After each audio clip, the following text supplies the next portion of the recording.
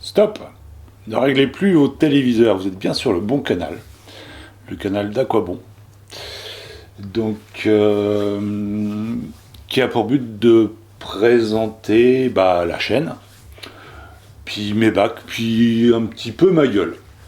Alors on y va. Allez, générique, c'est parti.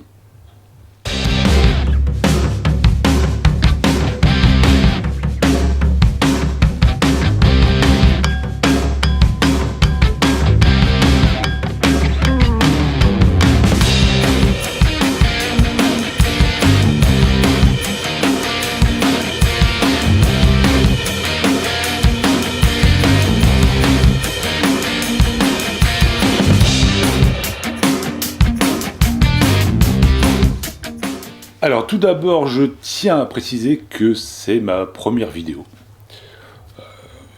Donc soyez indulgents.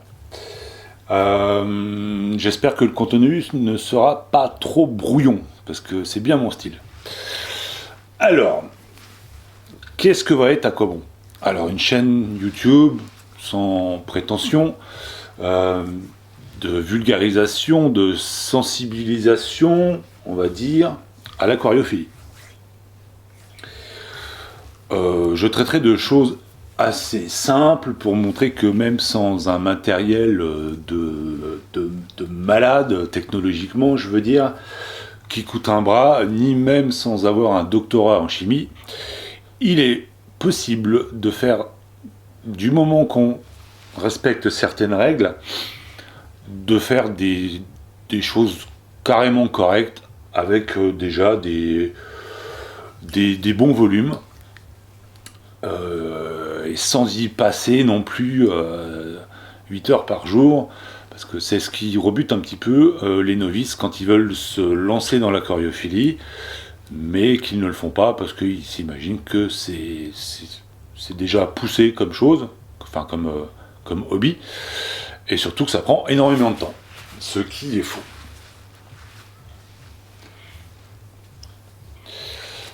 Alors moi, je tiens à préciser aussi, je n'ai rien à vendre. Je ne fais pas de collaboration, enfin de collab. Collaboration, c'est autre chose. Si je vais citer des marques, c'est tout simplement parce que je les utilise personnellement. Je suis juste un passionné d'aquariophilie. Je fais des vidéos pas pour la thune ou je ne sais pas quoi, ou qu'est-ce qu'on pourrait s'imaginer. Je fais ça vraiment pour mon plaisir, quoi. Basta, quoi. Alors, petite présentation du Gugus, parce que je trouve que c'est toujours mieux de savoir à qui on a affaire. Donc, moi, c'est David. J'ai 22 ans. Non, 52 et plus toutes mes dents. Donc ça fait 6 ans et demi que je suis à Nantes. Je suis originaire de Nancy. J'ai pas mal bourlingué, j'ai fait le grand arc du nord de la France, d'est en ouest, en passant par la frontière allemande, plusieurs endroits en Normandie, la Sarthe, et voilà, je suis à Nantes actuellement, dans un petit appartement, ce qui me change énormément de ce que j'ai vécu avant, puisque j'étais que à la campagne ou dans une forêt. Là, j'habite au-dessus d'un pub irlandais, enfin plus précisément au-dessus des cuisines d'un pub irlandais, donc j'espère qu'il n'y aura pas trop de nuisances sonores parce que ça peut arriver. Donc si vous entendez si vous entendez des bruits de verre ou des portes qui claquent ou des trucs, des mecs qui gueulent, c'est pas mes voisins, c'est en bas. J'ai pas de voisins.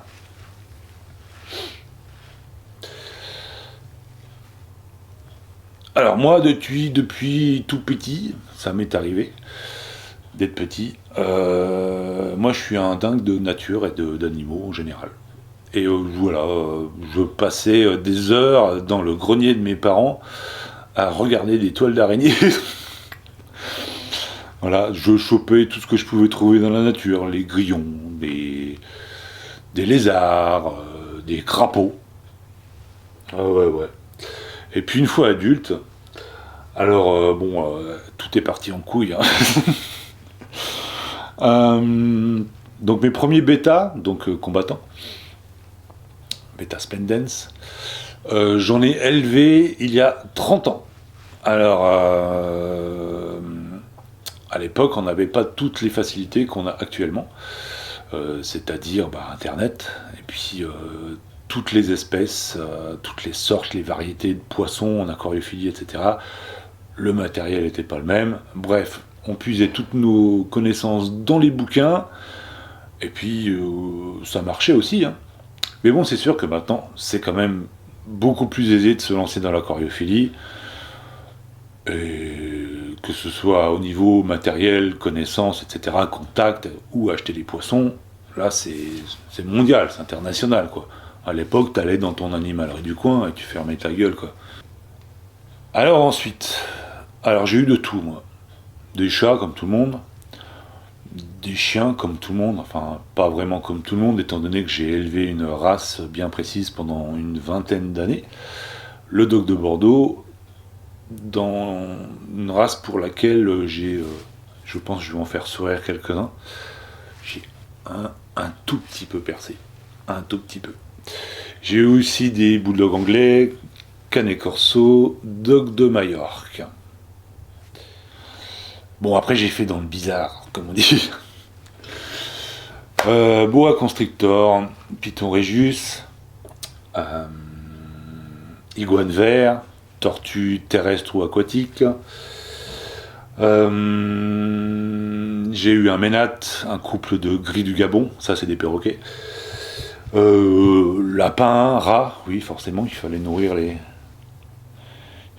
serpents. Mais bon, j'ai eu aussi des rats de compagnie, créatures très intelligentes. Des gerbilles, des furets, j'ai même eu un cochon vietnamien, le fameux Helmut. Donc, donc voilà, donc forcément là je me retrouve en appart, donc ça va pas être possible d'avoir une telle faune en hypercentre de Nantes, parce que je suis vraiment en hypercentre de Nantes. Donc moi, voilà, je repars dans la choréophilie.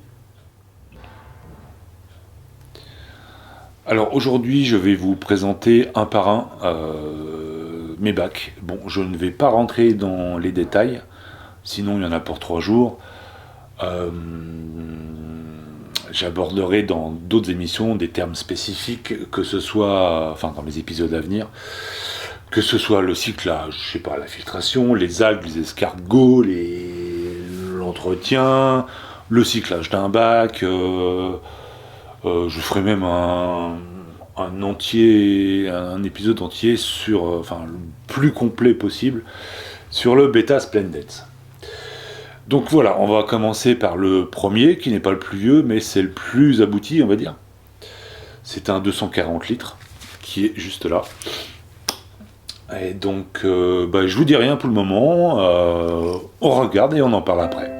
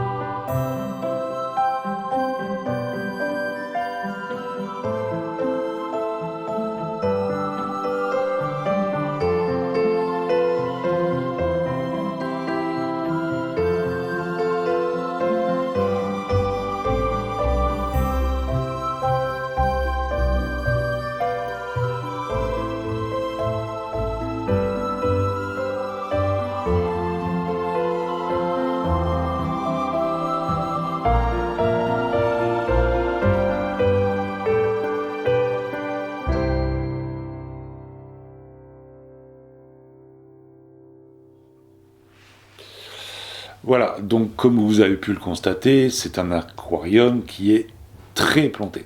C'est une mini jungle. Qu'est-ce que j'ai là-dedans?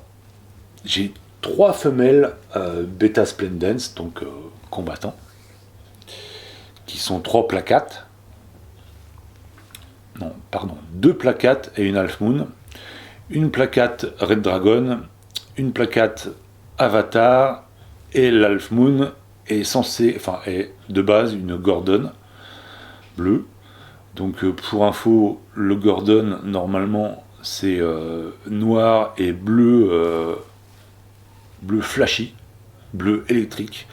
Sauf que elle, je ne sais pas pourquoi, elle s'est complètement décolorée au fil du temps. J'en ai aucune idée du pourquoi, du comment. Elle est en pleine forme, elle bouffe, bref, c'est même la plus chiante des 3 au niveau domination. Donc je ne sais pas. Du moment qu'elle est en bonne santé, je ne m'affole pas. Ensuite, qu'est-ce que j'ai? J'ai 3 Pangyoculi, si vous avez vu, si vous ne connaissez pas, ça ressemble à une anguille, mais ce n'est pas une anguille. Ça fait bien partie des espèces de poissons. J'ai 2 jeunes ancistrus qui sont nés ici. Ils sont nés le 9 mars 2025. Donc voilà, ils auront 1 an le 9 mars. J'ai un escargot Niritina. Par contre, j'ai plein d'escargots pas voulus du tout. Bon.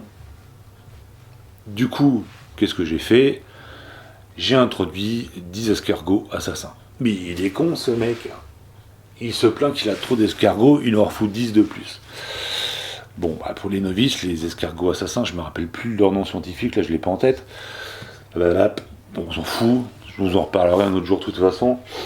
Sauf que les escargots assassins, ils bouffent les autres escargots. Donc voilà, c'est fait pour. C'est pour ça que j'ai introduit ces 10 bestioles là-dedans. Bon, honnêtement, bon, ça fait un mois et demi. Je vois pas trop la différence. Je sais pas, je suis pas convaincu. Il y en a encore 5 de vivants, c'est sûr. Alors c'est rare de les voir parce qu'ils s'enterrent, ils s'enfuient dans le sol. Et puis vu la jungle qu'il y a là-dedans, c'est un vrai bordel. Mais j'en ai vu 5 qui bouffaient la bouffe des ancistrus. Donc je sais pas. Est-ce qu'ils bouffent vraiment les autres escargots? Pour le moment, j'en ai pas vu un seul en bouffer un autre. On verra. Mais je pense qu'il va falloir que je les aide avec un piège à escargot que je ferai moi-même et que je vous ferai d'ailleurs un petit tuto là-dessus. Ça vous coûtera le prix d'une bouteille en plastique. Plutôt d'acheter un truc à 20 balles chez Truffaut, quoi.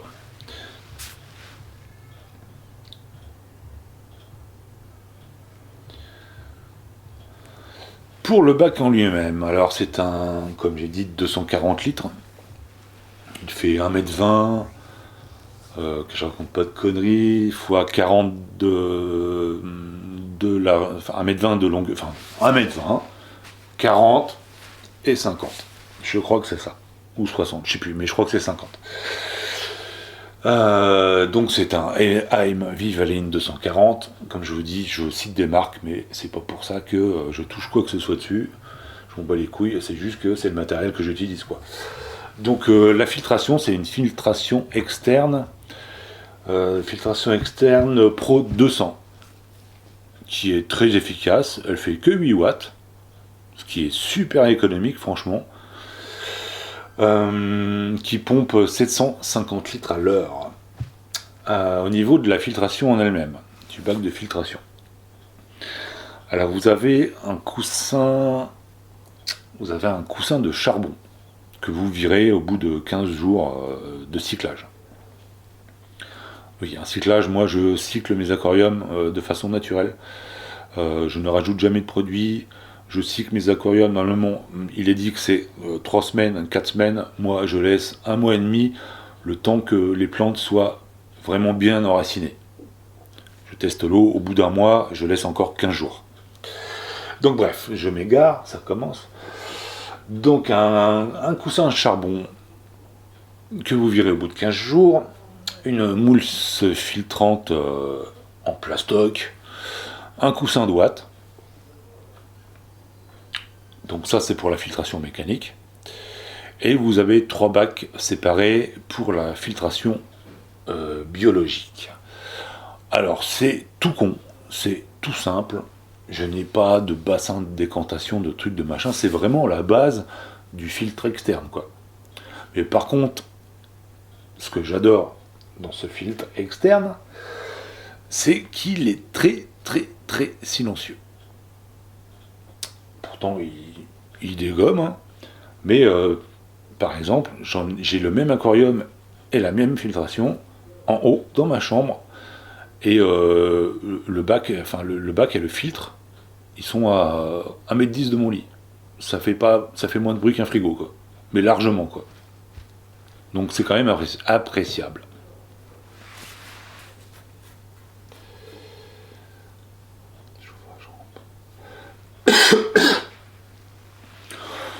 Le chauffage, c'est un thermoplongeur interne de base, il fait 150 watts, moi je chauffe à 25-26 degrés. La rampe, c'est une rampe LED Eheim, classique LED, que moi je ne trouve pas assez puissante pour un bac de ce volume et de cette profondeur de 50 cm. Donc moi je l'ai doublé, et surtout il a spectre blanc en plus. Donc soit pour les plantes, c'est quand même pas le top.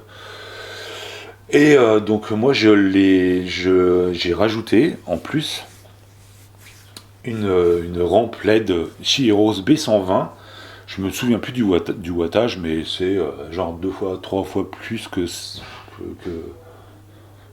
lampe de merde. Franchement, ouais, c'est pas top.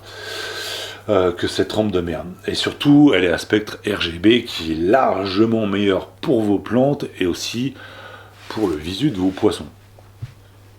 Les couleurs vont ressortir, mais ça n'a rien à voir, quoi. Au niveau du sol, alors je vous cache pas, hein, là j'ai mon PC, j'ai pris des notes dessus, parce que sinon moi je vais partir dans tous les sens et puis je vais oublier plein de trucs, ça va être la merde. Donc m'en voulez pas si je consulte régulièrement mon PC qui est juste là. Donc pour le sol, c'est un sol technique, j'ai mis quand même 27 kg, j'ai pas fait semblant, sans déconner, ça fait facile... Ouais, ça fait facile 6-7 cm d'épaisseur. J'aurais pu en mettre la moitié. Donc sur toute la surface, c'est du sol technique Aquarium Soil de chez Tropica. Ce qui est bien, c'est que il n'y a pas besoin de le laver. Et c'est vraiment nickel pour quand vous voulez vraiment un aquarium planté de chez planté comme celui-là. Alors pourquoi j'ai planté cet aquarium à ce point? Pour les bêtas. Et aussi les culis, en fait ils kiffent. Les bêtas, ça adore farfouiller dans tous les petits recoins, etc. etc.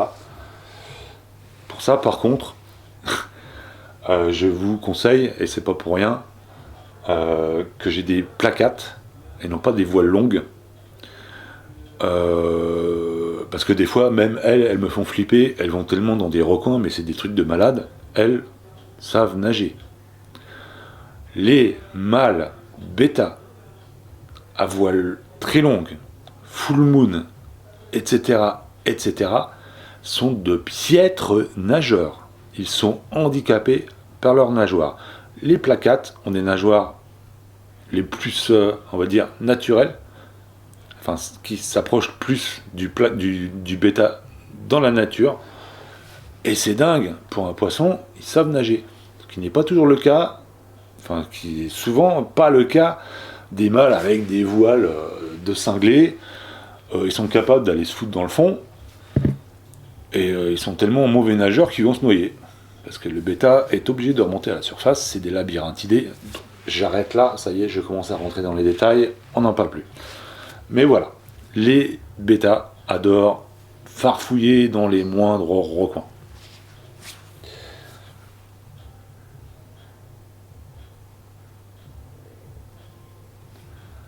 Donc vous voyez, je reviens sur le sol technique. Bon, je vous ferai un tuto sur les différents sols. Alors, c'est pas un coup de gueule, c'est pas loin. Quand vous voyez des tutos sur YouTube ou autre plateforme, on s'en bat les couilles, où les mecs vous font un tuto, voilà, ils vous montrent comment ils montent leur aquarium, etc., peu importe l'espèce de poisson, qui vous foutent du sable dans le fond et qui font leur plantation, genre, mais super planté, l'aquarium. Je ne vous parle pas des anubias ou etc., qui, elles, sont accrochées aux racines. On s'en fout. Elles s'en foutent qu'il y ait du substrat, de l'engrais ou quoi de qu'est-ce. Les tutos où vous voyez les gars faire des albums, non, des aquariums full plantés avec du sable sans aucun engrais, que ce soit liquide ou solide dans leur substrat, c'est bidon. Ça ne marchera pas chez vous.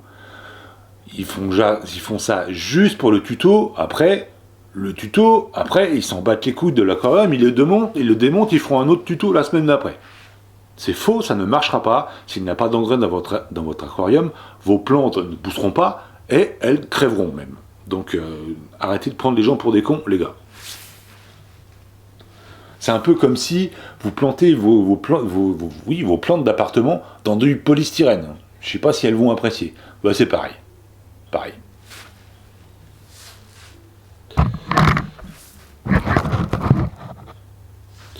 Alors, niveau des roches pour cet aquarium, c'est de l'eau costone, de la bière de dragon. Non, la pierre de dragon. J'ai mis aussi 4 big racines qui vont pratiquement jusqu'à la surface, quoi. Je me rappelle plus la variété, on s'en fout un peu, c'est des racines, quoi. Voilà. Pour les plantes pour les plantes des Cryptocorinne Becketi en milieu de plan et des Cryptocorinne ondulata en arrière-plan, elles sont plus grandes. Qu'est-ce que j'ai d'autre? Les Sagittaria en avant-plan, c'est ce petit truc qui ressemble un petit peu à de l'herbe. Voilà, et sinon j'ai différentes tailles d'Anubia que j'ai fixées aux racines. Et surtout, surtout parce que ça prend pas mal du sol et des racines. Je vais pas y arriver. Christmas moss, la mousse de Noël, comme on appelle ça. Le nom scientifique, je peux vous retrouver ça vite fait. Le nom scientifique, je m'en souviens plus.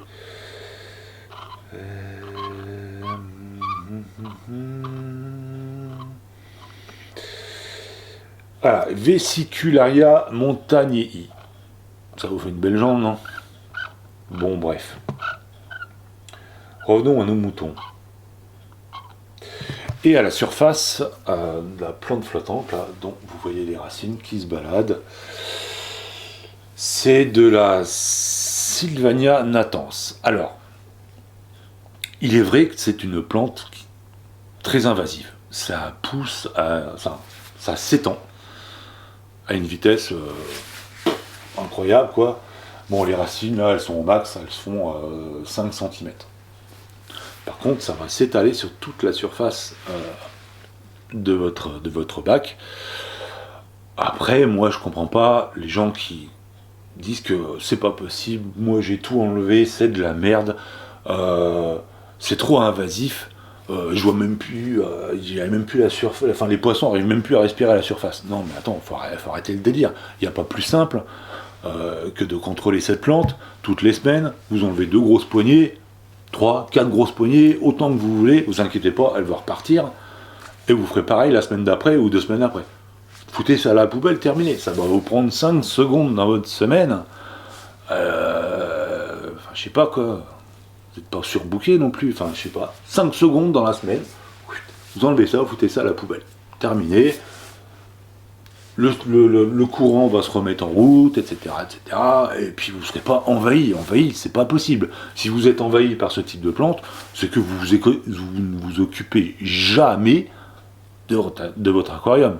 Donc il faudrait plutôt s'inquiéter de ça, plutôt que la prolifération des plantes de surface, hein, franchement.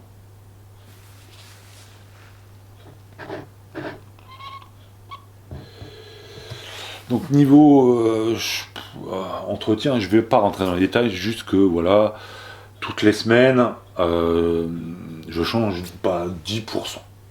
10% de la flotte. Mais il faut s'y tenir, c'est important. Alors, vous allez me dire pourquoi que 3 bêtas. Effectivement, je pourrais en avoir beaucoup plus dans un 240 litres. Même si les femelles sont dominantes et territoriales, on appelle ça une sororité. Quand vous avez plusieurs bêtas, normalement, une sororité c'est minimum 5. J'en ai eu jusqu'à 12. Mais il faut savoir que les 3 nénettes qui sont là sont des survivantes. Alors, sujet épineux. Sujet épineux. Je ne parlerai pas d'une... Je voulais le faire, mais je ne le ferai pas. Je ne parlerai pas d'une personne qui ne mérite pas mon attention, au même titre que je n'ai pas mérité la sienne apparemment, mais qui s'est foutu de la gueule du monde, il faut le dire. Bref, tout ce que je peux vous conseiller, c'est d'avoir chez vous un bac de quarantaine avant de mettre vos poissons définitivement dans votre bac principal. Ça vous évitera bien des soucis. À partir de là, je pense que tout le monde a compris. Après, les merdes, ça arrive. On travaille pas, enfin les éleveurs, enfin les revendeurs ne travaillent pas avec des machines à laver. Les merdes, ça arrive. Après, c'est comment ils prennent le truc qui voit si qui montre si vous avez affaire à une personne honnête ou qui en a rien à foutre, ou encore pire dans ce cas-là, qui a agi en toute connaissance de cause et qui a écoulé son stock, rien à branler, du moment que ça rentre, elle s'en bat les couilles. Pour lever toute ambiguïté, parce que j'ai 3 fournisseurs de poissons. J'ai Beta Passion 69, donc d'où viennent mes autres bêtas. Avec eux, c'est nickel chrome. Très pro, poisson toujours en bonne santé, etc. etc. Voilà. Et Aqua Designer, pareil, très pro, qu'il serait à moins, vu le pedigree des gars qui travaillent là-bas. Voilà. Franchement, Beta Passion 69 et Aqua Designer, c'est de la balle. Et puis il y a Beep, qui est une grosse tanche. Bref, fin de l'épisode. Donc encore une fois, je ne vais pas rentrer dans les détails sur les bêtas, je ferai vraiment un épisode entier de A à Z le plus complet possible. Bon, on passe au deuxième bac. Là par contre, je vous le dis direct, autre salle, autre ambiance. Hein. Ça n'a rien à voir. Hein. Vous allez voir. Allez, c'est parti.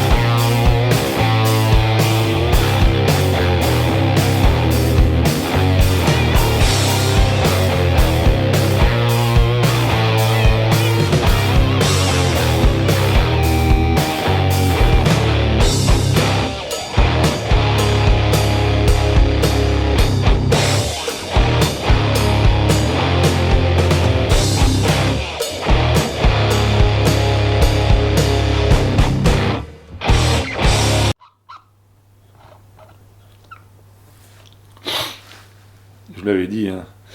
Bon, ce bac qui est là, fait... bon, je vais pas changer de plan, on s'en bat les couilles. Il fait 80 litres. C'est un bac qui vient de chez... Je sais plus... C'est un Aqua Atlantis, je crois. Ouais, c'est ça. Un Aqua Atlantis. Population. 80 Black Molly. Quelque chose comme ça. Ils sont entre 70 et 80. Ce qui fait beaucoup. C'est pas fini. 4 cistrus. C'est pas bien. Un couple de 2 ans. Un albinos qui doit... Enfin, de 2 ans et demi. Un albinos qui doit avoir 2 ans. Et puis le petit... qui est né donc bah, comme les autres, c'est ses frangines, le 9 mars 2025. C'est bien ça, je raconte pas de conneries, je vérifie quand même. C'est bien ça. Voilà. Il me reste un pauvre petit Corydoras aneus. J'en avais 4 au départ. Bon, il y a 2 ans, quelques, les autres sont morts, j'en ai pas remis. Franchement, il se fait pas chier. Hein. Il y a toujours dans l'anthropomorphisme, oui, c'est des poissons grégaires, mais voilà, quoi. Il est tout seul, il vit sa vie, il s'en bat les couilles. Hein. Il a qu'à appeler ses potes au téléphone pour faire des soirées, mais là, il est tout seul, quoi. Et voilà, c'est tout ce que j'ai là-dedans. Donc, rassurez-vous, entre le moment où je tourne ça, où j'ai tourné ça, pardon, donc la vidéo du bac que vous avez vu, et maintenant les 2 ancistrus, donc l'albinos et le jeune, sont dans l'autre bac en haut de 240 litres qui vient juste d'être fini d'être cyclé. Parce qu'il faut arrêter les conneries. J'étais pas censé... Enfin, je ne pensais pas que mon couple ferait des bébés, déjà, et puis j'étais pas obligé de mettre un 3e dedans. Bon, je savais que j'allais avoir un autre bac, mais ça a pris plus de temps que prévu. Donc voilà. Mais au niveau des mollies, c'est pareil. Je savais que ça se reproduisait vite, mais à ce point, en quelques mois, ils étaient 4 au début. Quelques mois, 80. 80, et il pourrait être plus, mais comme le molly est cannibale, et il bouffe les petits au fur et à mesure, donc là, j'ai plus que des juvéniles. Si, j'ai vu traîner encore un bébé hier, mais est-ce qu'il va tenir, on verra bien. De toute façon, il faut qu'il s'arrête là, on se calme.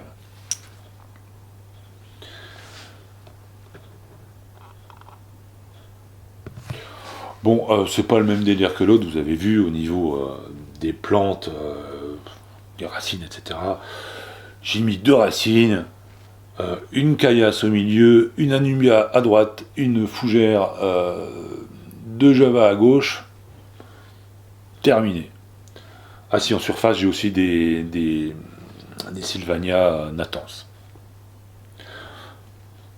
Voilà, les petites plantes de surface. Qui pour moi sont utiles aussi. D'ailleurs pour leur croissance rapide. Pas que ça filtre quand même pas mal l'eau et les poissons se sentent plus protégés, je trouve. C'est pas qu'ils sont plus cool, mais des poissons comme les bêtas qui n'apprécient pas forcément les lumières fortes, ça tamise un petit peu la lumière, ça leur fait une petite protection végétale au-dessus de la tête, et ils aiment bien.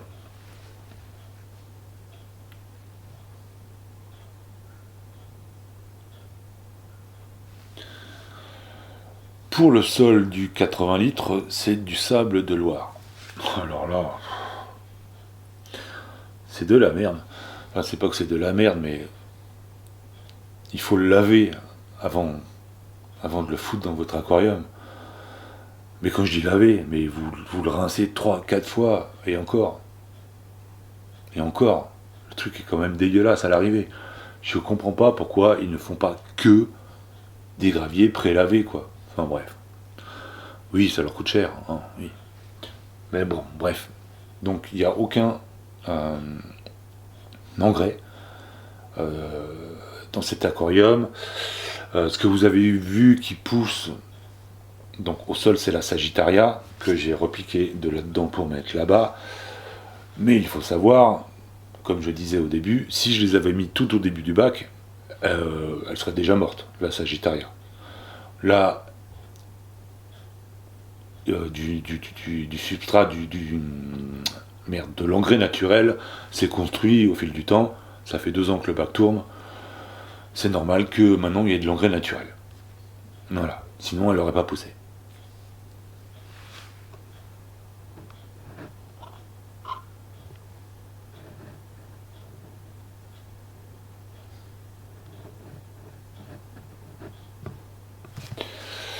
Pour la filtration donc de l'Aqua-Atlantis que j'avais eu donc en kit complet aussi, j'ai viré le filtre interne. J'ai viré le filtre interne. Arrêtez, vous avez une masse filtrante, je sais pas, comme ça, ressemble à rien quoi. Et en plus, le moteur faisait un bruit de tracteur de malade. Donc je l'ai remplacé avec une Eheim. Oui, je sais, je suis fan d'Eheim. Pickup 160, pareil, avec une masse filtrante beaucoup plus efficace et surtout une pompe beaucoup plus efficace, un moteur beaucoup plus efficace et surtout, et encore, très silencieux. J'en ai un là, je sais pas, ça vous allez pas voir, donc je vous montrerai ça en image, en incrustation. C'est tout con, il y a juste une masse filtrante, une mousse filtrante. Il est assez facile à nettoyer, je vous montre juste ça. Voilà, donc, quand c'est dans votre bac, c'est dans l'autre sens. Quand c'est dans votre bac, voilà, les ventouses sont là. Vous n'avez pas à sortir toute la pompe. Ah, c'est dur. Bah oui, c'est neuf. Vous sortez que ça. Ça reste dans votre bac. Vous y touchez pas. Le moteur, il est là. Vous n'avez pas besoin. Ça fait je sais pas, 8 mois, 1 an. C'est dans ce bac-là. J'ai jamais nettoyé cette partie-là. L'autre partie, donc vous avez enlevé. Là, vous avez ça enlevé. Vous enlevez ça. Vous prenez un petit coup de flotte de votre aquarium, de votre seau, vous pressez. Surtout, vous passez pas ça à l'eau du robinet, bande de sauvages. C'est plein de bactéries, de bonnes bactéries. Vous faites ça dans votre seau. Vous remettez. Clac.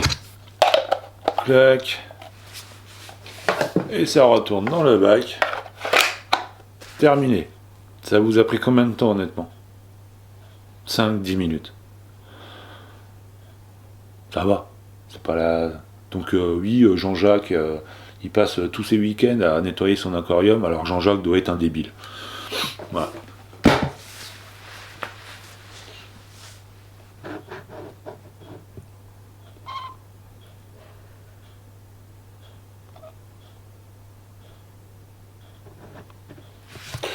Bon, il n'y a pas grand chose d'autre à dire. Je vous ferai aussi sûrement un petit point sur les mollies. Un de ces quatre, et puis on passera plus dans les détails sur les filtres et compagnie et compagnie. Bon, bah on passe au dernier bac. Hein. Il vient tout juste de finir son cyclage, il y a quelques jours. Enfin non, le cyclage était fait avant, mais moi je laisse tout le temps quelques jours de plus pour que les plantes s'enracinent bien, surtout quand vous avez des ancistrus que vous introduisez dans votre bac qui sont pas forcément tendres avec les plantes. Surtout les ancistrus là, j'ai un juvénile et un adulte, et en plus l'adulte il est bien balèze.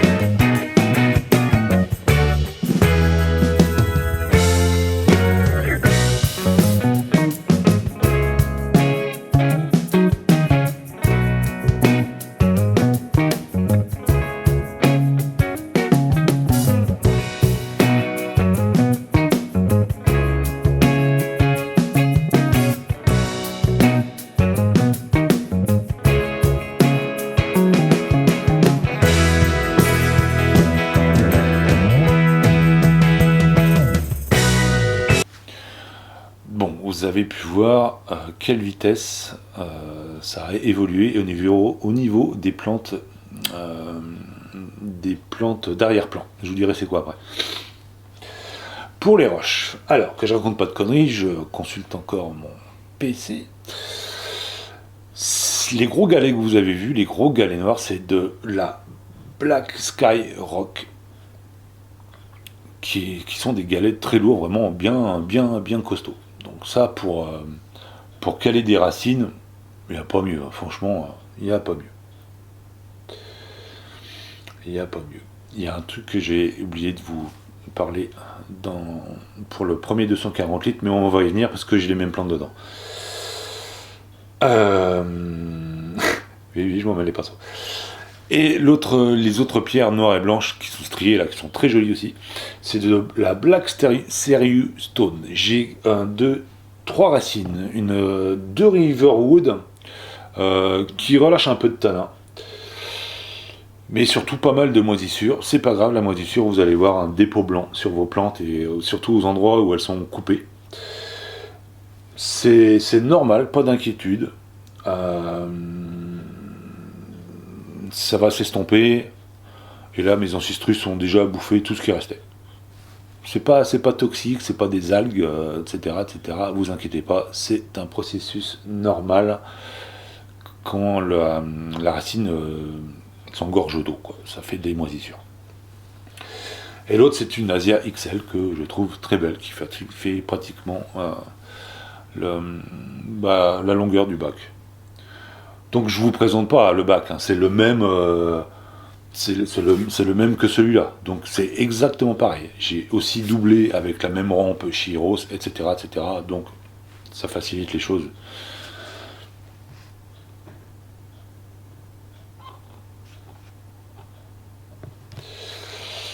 Pour les plantes, alors la plante d'arrière-plan que je vous ai montré, que j'ai eu in vitro quand j'ai planté le bac, qui faisait 5 mm, au bout d'un mois faisait 50 cm.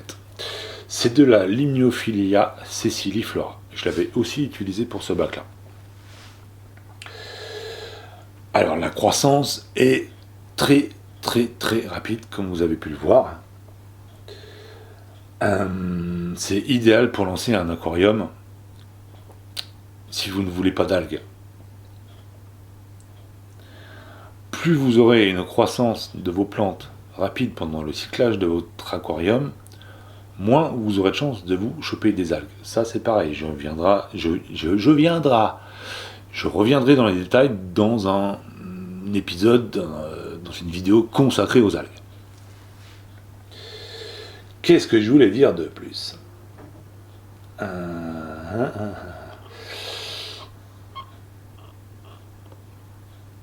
Sinon, sur les racines, des Anubia bactéries, de base, des Cryptocorinne Becketi, encore, comme dans celui-ci, et une Venditti sur la droite, qui a une forme un peu différente. Alors, je voulais aussi vous parler des variations des feuilles entre le moment, pour les Cryptocorinne, entre le moment où vous l'achetez et au moment où vous la mettez dans le bac et comment elle va évoluer. Au début, vos cryptocorinnes vont avoir une longue tige avec une feuille ovale. Généralement, pour 90% de ces feuilles et de ces tiges, elles vont pourrir, elles vont crever, elles vont pas survivre. En parallèle et en même temps, vous allez voir surgir à la base de votre plante des feuilles à la tige beaucoup plus courte, mais surtout des feuilles beaucoup plus allongées qui vont prendre une teinture cuivrée. Donc ne paniquez pas quand vous voyez vos cryptocorinnes dépérir au début que vous les mettez dans votre bac. C'est normal, il faut savoir que comme toutes les autres plantes, elles sont cultivées en milieu semi-aquatique et quand elles arrivent dans votre bac, elles sont en milieu full aquatique. Donc il faut qu'elles s'adaptent. Et c'est normal, elles changent de gueule. Enfin, elles changent de plante. Elles changent de gueule, de plante. Elles changent de feuilles, quoi. C'est normal, c'est pas le même environnement. Elles s'adaptent. Et bref, paniquez pas, c'est normal.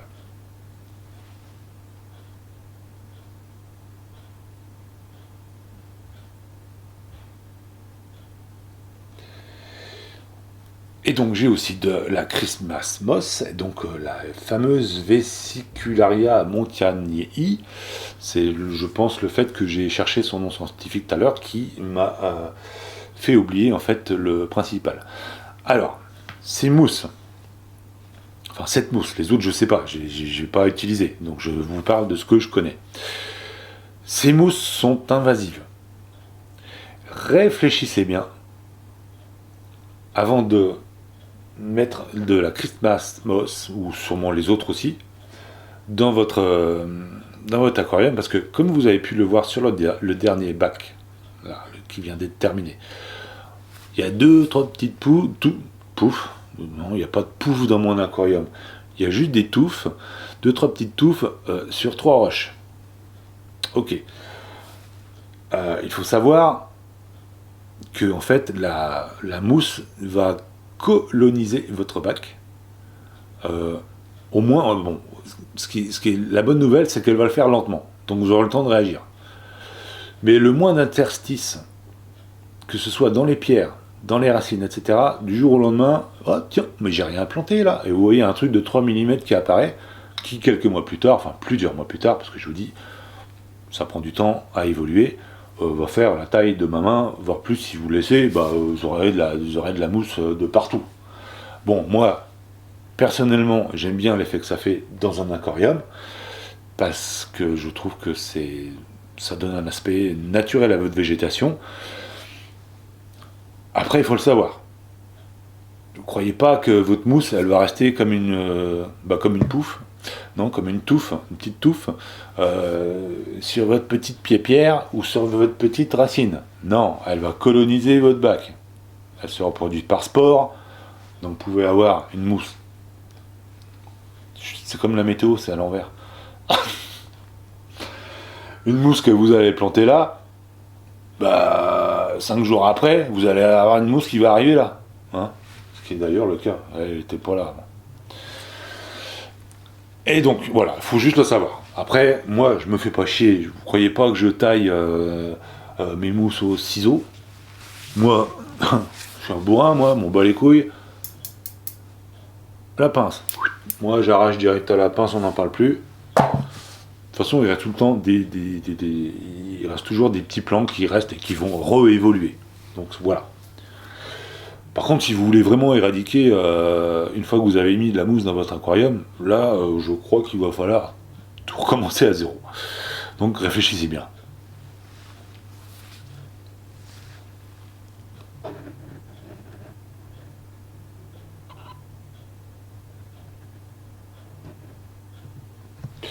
Bon, mon dernier bac de 240 litres, là, un jeune bac, ça ressemble pas à grand chose. Tout ça va évoluer, tout ça va grandir, se propager, pour à l'arrivée donner quelque chose de plus naturel. Hein. Je m'attends quand même à mieux qu'une touffe de mousse sur le cul d'une pierre, quoi. Voilà, tout cela, c'est un petit monde vivant. C'est aussi ce qui est passionnant en aquariophilie. Vous avez affaire à un mini-monde en constante évolution. Pour reprendre l'expression de Tanguy de Toupette, c'est un orchestre et vous êtes le chef d'orchestre. Salutations au passage à Tanguy de Toupette. Sans le savoir, c'est un peu toi qui grâce à qui je me suis relancé dans l'aquariophilie, pardon, je bafouille, et peut-être bien bientôt dans la terrario. Donc merci pour des vidéos, je trouve ça génial ce que tu fais. Oui, je vais pas m'arrêter à l'aquario, je vais y arriver.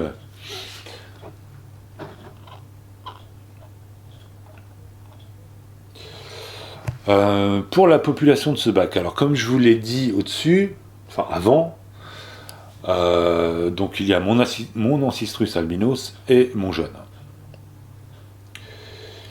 Voilà, c'est les premiers habitants depuis 2 jours.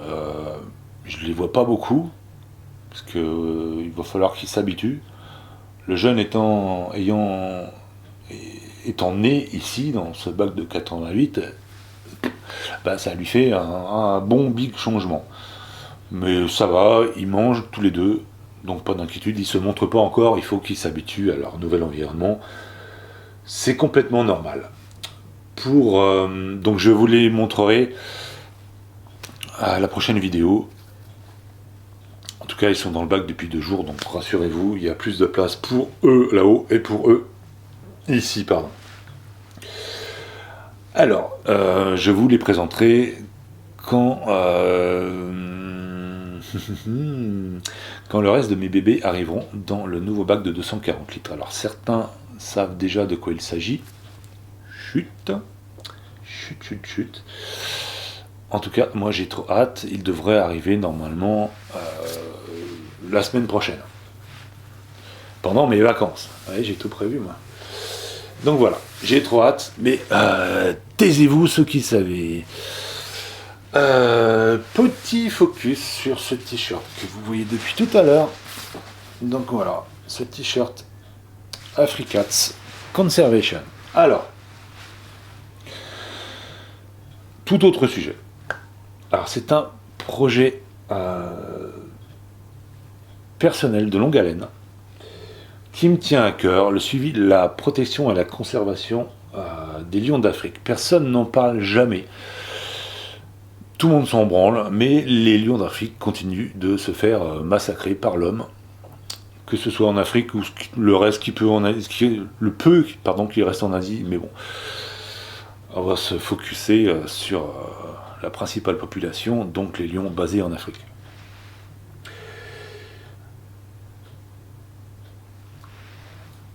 Donc comme je vous dis, ils continuent d'être chassés par l'homme, c'est interdit, mais c'est pas grave, ils continuent. Mais tout est corrompu. Au pire, il risque une amende, et plus si au bout de 9 lions tués. C'est pareil. Alors là, je vais parler pour le Kenya, au Masai Mara. Les éleveurs de vaches n'ont pas le droit d'aller faire paître leurs troupeaux dans certains endroits. C'est une réserve. Mais voilà, ils vont faire paître leurs troupeaux. Et après, quand un lion va dégommer une vache, eh ben ils vont le buter. C'est tout à fait normal. Non, c'est pas normal. Bref. Il y a une corruption inouïe dans cette région du monde. Et voilà. Donc bref, j'essaye de faire plus vite parce que là, je vais trop loin. Donc, un groupe Facebook a vu le jour il y a 2 mois. À peu près. On grandit petit à petit, on va pas s'arrêter à un groupe Facebook. Il y a déjà les premiers t-shirts qui ont été distribués pour qu'on se fasse un petit peu de pub gratuitement, les t-shirts. Et on va pas s'arrêter là, on va passer au niveau supérieur dans pas longtemps. Après, je vous en dirai plus, parce que c'est en train de se faire. Mais en tout cas, n'hésitez pas à visiter le groupe, tapez Africats Conservation sur Facebook, et je vous mettrai le lien en description. Voilà, c'est à peu près tout pour aujourd'hui. C'était une petite présentation de mes bébêtes. J'espère que c'est pas trop pourri au niveau du montage et tout ça, mais bon, c'était mon dépucelage, hein. D'un autre côté, il faut pas trop m'en vouloir. Donc un petit pouce, un commentaire, un abonnement, des aubergines, un aspirateur, ta grand-mère en stage au Groenland, que sais-je, fais quelque chose, etc. Allez, je vous salue. A plus, portez-vous bien et occupez-vous bien de vos bestioles. Allez, tchuss, salut, à plus.